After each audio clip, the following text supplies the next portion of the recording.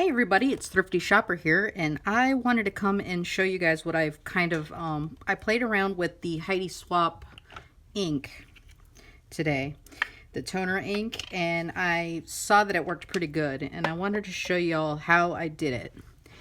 Alright, so how I created my little mermaid that I shared on Instagram. Alright, so I just took a regular, I wanted to show you guys these stamp platforms or stamp, I don't know what they are, but these were at Hobby Lobby during the clearance section. I happened to be there when they were marking things down, and they only had one set of this, and it was by Fiskars, and this works amazing. This here is an old mouse pad. It has like a silky kind of finish to the top of it and the rubbery back, and I've been using it to stamp on. I've also been using it to poke things through, you know, like if you're trying to make a hole with your pokey tool, and it's held up really great. So if get an old mouse pad that's pretty thick, I'd say that's 1/4 of an inch. Yeah. And then these are amazing. I don't know if they still make them. I don't know why they were on clearance. Hobby Lobby does not have them anymore, but you get the whole set. You get the largest one, medium, then like a good size for most stamps, and then a tiny one for like those really, really small ones. Today I'm going to try to fit my tail on this. And I got this a long time ago, but I want to use the cottony one. It's like made out of cotton ball material or felt, and this here ink. Okay, I have a little I don't know if this came with it. I think it did, but you don't really need to put it in there. You just kind of, and also these eyedroppers I got from Amazon, and I'll link them. Now, when I just went into it earlier to play around with the mermaid tails, I noticed that it was really hard to get this off, and so I don't know how long they'll last, but you get a good amount of them with you know, the Amazon purchase. So I had to, it actually fell apart. The glass eyedropper part was inside the ink, so it must have corroded, and I don't think I had it for over a year or anything, so it just happened with whatever that chemical is in there. So this is just a regular stamp of a mermaid tail, and it could be anything. And I've got my paper here, and we just take the cotton here, and you just kind of want to drizzle it around. Less mess. Yeah. All right, and then you just kind of pounce it on your stamp. Try to get it good. All right, and you just want to kind of place it, and then just kind of touch the back, and then it comes off. Yeah, nice. You might need a little bit more. And these can go in the trash, and you know, you can get another one. It comes with a large amount, and I use that little medicine thing to put it back in there so it doesn't get on my desk. Yep, see, this is pretty nice. And then we just cut our foil.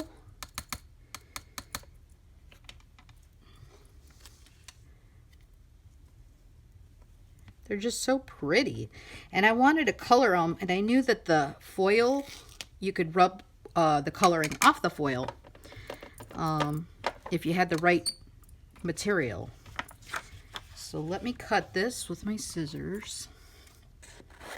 I just want to get a small piece. You do have to let this dry. And I thought it looked like it was still wet, and I touched it and it was dry, so it's kind of funny. Now I'm going to go wash my stamp off because that's important. I want to keep the stamp nice. All right, I'm back, and I think it's pretty dry. This is kind of what it looks like, and it is a little bit shiny, but it's not coming off with my finger. So yeah, I think it's pretty dry. This is a carrier sheet. I bought the large carrier sheets, and then I just cut them in half. I think they were 12 by 12, and my Mink machine is really small, the small one. And this is the Heidi Swapp Mink holographic reactive foil, and this is just in the cheetah. This is the one I used for the previous one, and I found that you can use other ones, but this one is really made for the Heidi Swapp machine, and it does pretty good.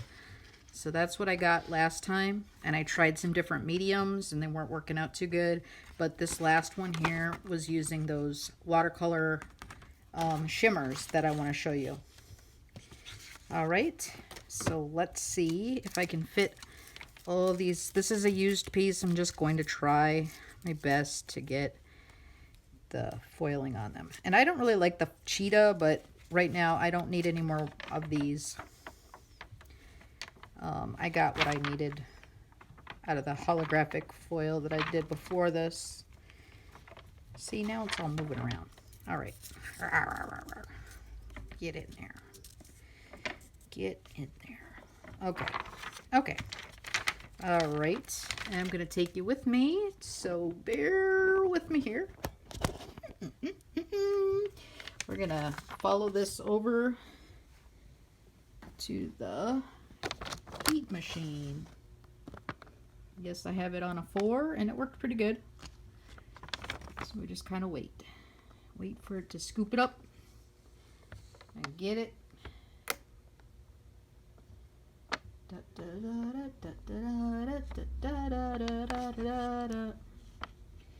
It's almost done. It's coming out the other end. How's it gonna look? We don't know. I think it's gonna do pretty good. I really love those Fiskars stamping platforms. They work just as good as that stamp.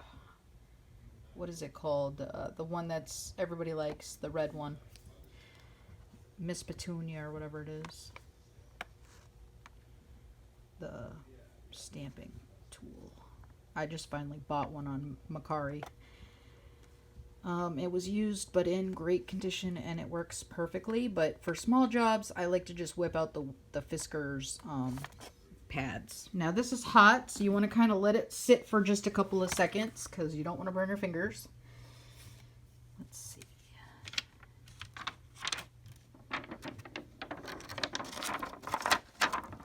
I have a lot on my desk. All right, let's see. Try to get there. There we go. Okay.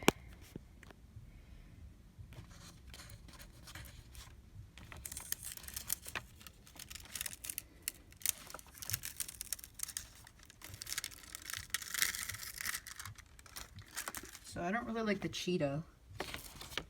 It's nice on some things, but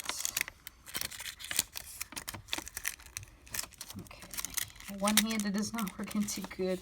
Oh, I should have dusted this because I don't know what happened to that one. I don't know what happened to that one. But these other two turned out pretty good. They look kind of cute with the cheetah, I guess. They're really rainbowy. All right, and then let's go to the next step where we try to use those cool colors on them. I wanted to go over this color stuff with you. I'm going to put you back up here. All right. Okay. So, I love those creams. These are what I'm talking about. They are gorgeous colors, and I did a color study, I guess, of what they would look like. And I've got so these are the rainbow ones, and you can see they're really iridescent, and they do dry. So at first they're sticky and waxy, but they do dry. And then we have like a color study of all the different pinks and all the different yellows and how they kind of combine or change or look similar or whatever. And then here's some where I've tried to wipe away a stenciled word. And this wasn't made out of plastic, it was made out of paper. So when I wet it, it would be kind of like falling apart. So it didn't work great. The different yellows here, blues, This is the metallic ones. And I tried the liquid, what's it called? Glossy accents on this piece here to see how it would hold up under that, you know. And then that's the metallics. And I went and did what's unique to my colors after I got all of the colors. And these are the classics. And then King Art, when I went to, what was it, Tuesday morning, they actually had a brand by King Art that was the same, those creams. And I got those to see, you know, are these unique colors to what I've already got? And I found that King Art has these two colors that are different. Classic has this really beautiful blue and brown and yellow that are unique. And then the Rainbow has these two pinks that are not found in any of the other sets. And the metallics have these two pinks. So if you went ahead and got all of the sets, these would be the unique colors that you would get. Only by getting all of the sets would you get all of these. So yeah, that's kind of cool. You do want to get all the different sets because they all will combine these different colors. Like you'll find these in the metallics, but you won't find them in any of the others. The rainbows will have these two pinks that are not the same of any of the others. So yeah, I wanted to see, is it worth getting those colors, you know, or are they all really just the same? And what I did was, let's see if I can get you guys closer to see this. Sorry. Okay, so I wanted to do some purple, and you just kind of move it around and it comes right off the hollow foil. Here's some blue. Do some blue. And just kind of wipe it. Mix it around. Here's a pretty color. Do like this yellowy gold, maybe at the tip.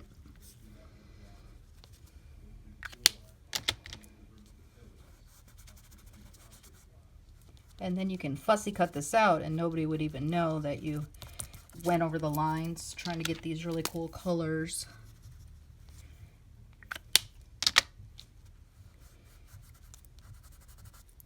So yeah, I love it. And then this is one that I did with the more pastel colors.